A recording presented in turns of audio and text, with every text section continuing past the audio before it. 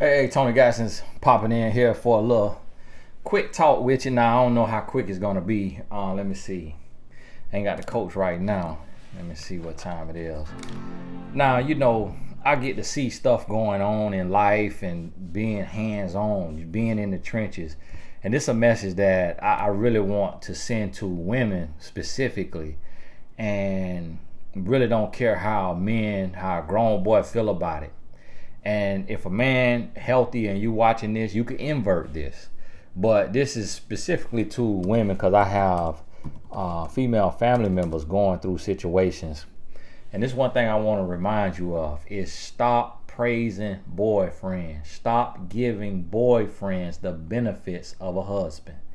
I'm going to tell you something. Me and my wife, we've been married 14 years. And do you know she don't send me no nude pictures. I don't send her no nude pictures. We don't do nothing, no phone on that phone. If I'm away, if I'm gone, we ain't doing nothing nasty on Skype, on FaceTime, on WhatsApp. We ain't doing none of that. You know why? Because you can't trust these phones. You cannot trust these phones. You can't trust no cloud.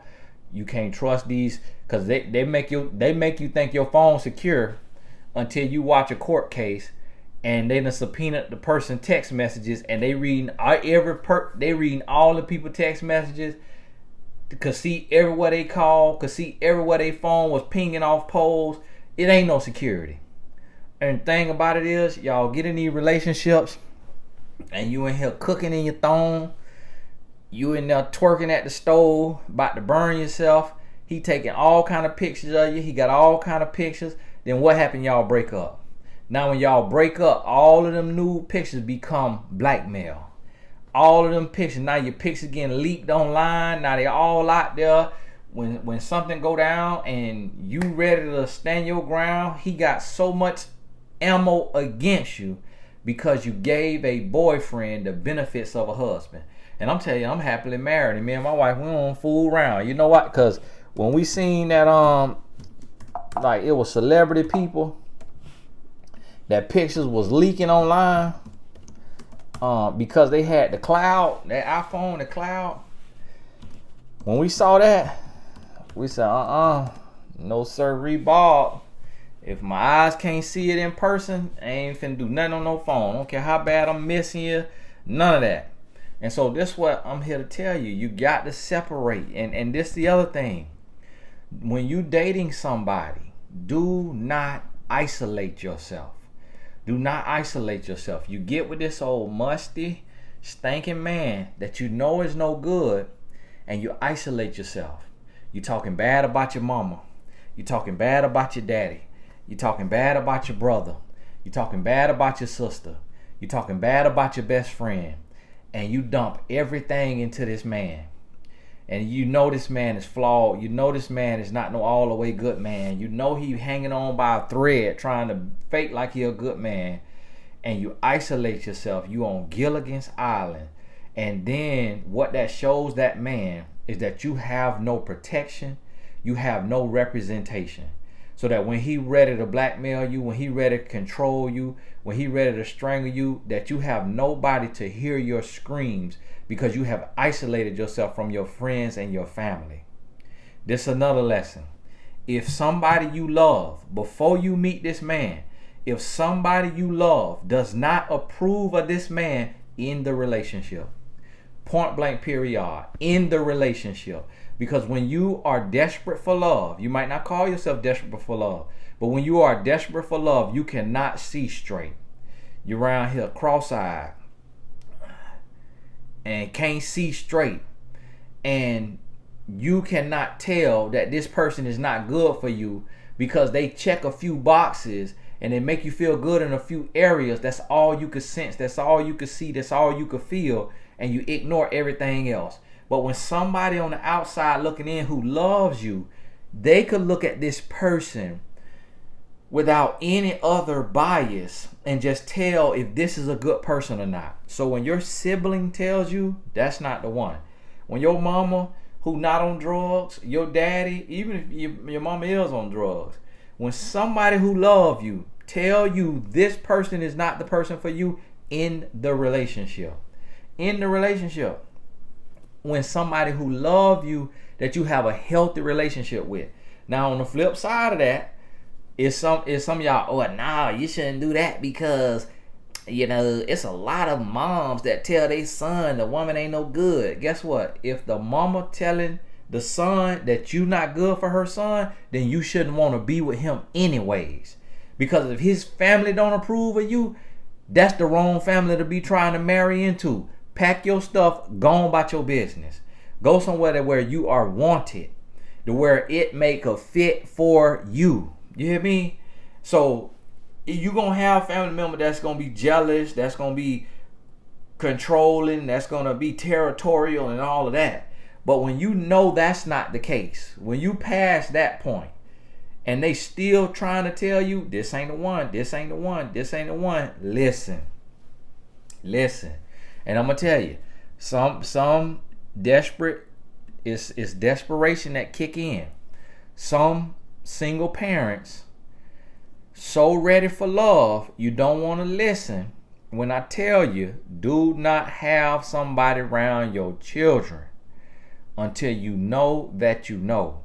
You keep this person outside of your household and away from your children, and you date this person as an adult. Your child don't got to get to know this person. Your child don't got to be around this person. You get to know this person as an adult because you are the protector. And then when you know and believe and trust that this person is an all the way good person, then you can introduce your child. And if you introduce your child and your child do not give you good feedback about this person in the relationship, because your child is your first responsibility. Your child is your priority.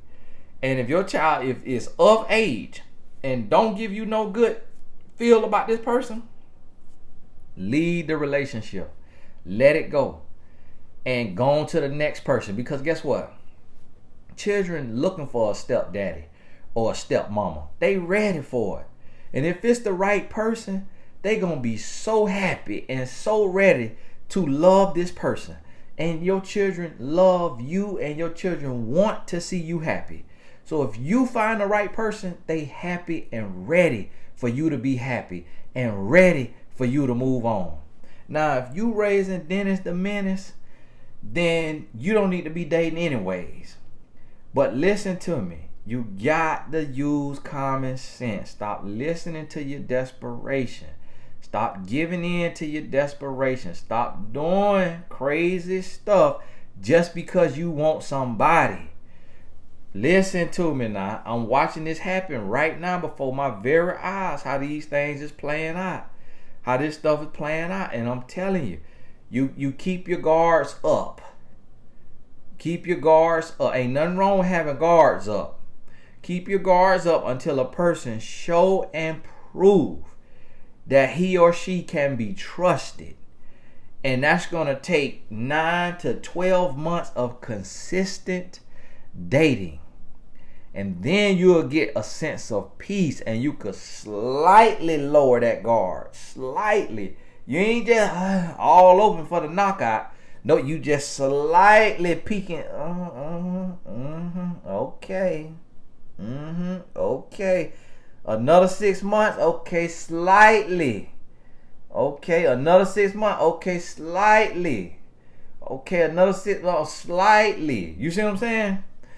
I was married to my wife 5-6 years before her guard started to come down in a real way. Still now, 14 years old, her guard still coming down. Her guard still coming down. And that right there, whatever put her in that place, I thank God for it. Because it has made me work hard. It has made me love her, appreciate her, cherish her, respect her. Don't go in here loose booted and wide open. Got your nose wide open. Got your eyes wide open. Ears wide open. Legs wide open. Everything wide open because you desperate for love. Listen, you could be nice. You could be sweet. You could laugh till your side hurt. You could have an amazing time at the park, at the lake, at the beach. at the theme park, you can have an amazing time and still have your guards up.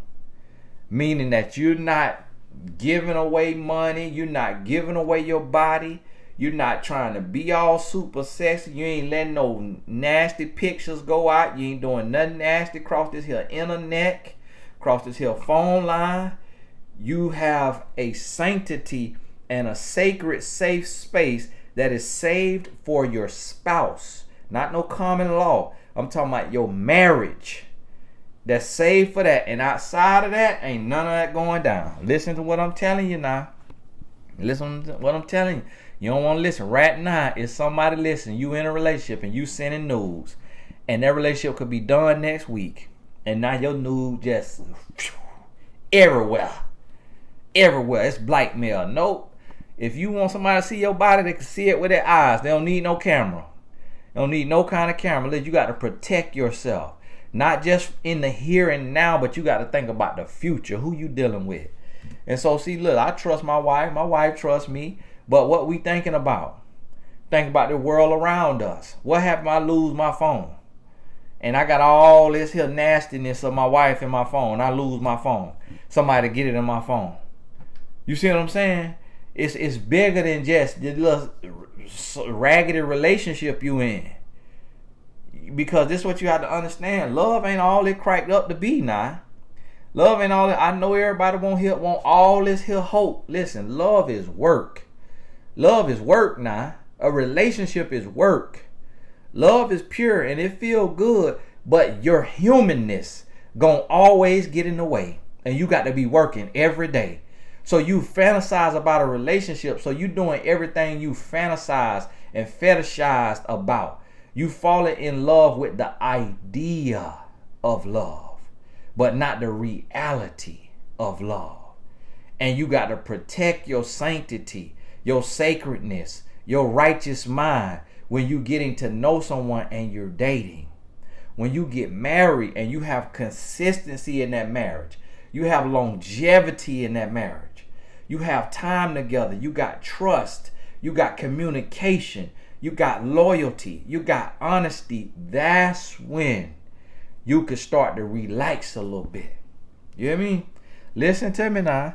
Listen, I know you don't want to listen. I know you want to do what you want to do. And all that. And one lady talking about, oh, this message gave me the spirit of fear. Fear is not of God. What it need to give you is the spirit of wisdom. Just because you being cautious don't mean that you scary. Just because you taking precaution, don't say, oh, I'm not going to operate from fear. So come on in here around my kids. Yeah, spend the night. Yeah, oh yeah, let my daughter sit on your lap. Oh yeah, let my son sit on your lap. Oh yeah, bathe my son. Oh yeah, bathe my daughter. Teach her how to bathe herself because her dad not in her life and she don't know how to really bathe herself. So teach her how to bathe herself. Don't let ignorance and stupidity come in and you talking about you doing this because you don't want to operate from a spirit of fear. You better use wisdom, and you better use wisdom and knowledge and understanding and common sense and protect yourself. Protect yourself, because listen, when you get down here in these trenches where I'm at, that's when you get to see what's real out here. But when you up here in this fantasy world and you thinking everything peaches and cream, you finna get messed up. So you have to make a person earn your love. Make a person earn your trust. Make a person earn your respect. And you giving the same thing to them. Nothing is given in the world. Not your food, not your clothes. Nothing is given. Everything is earned. Somebody say, well, salvation free. No, it's not. It is earned. Jesus paid a price on the cross for your salvation. And when you get saved, you have to pay a price, because you're going to be alienated. You're going to be persecuted. You're going to be talked about. There is nothing free in this world. You're going to pay now or you're going to pay later. So you could pay with sacrifice or you could pay with regret. It's your choice. And that's what you got to understand. Listen to me now. Listen to me. Hey, this is Tony Gaston. God bless you. We'll talk soon.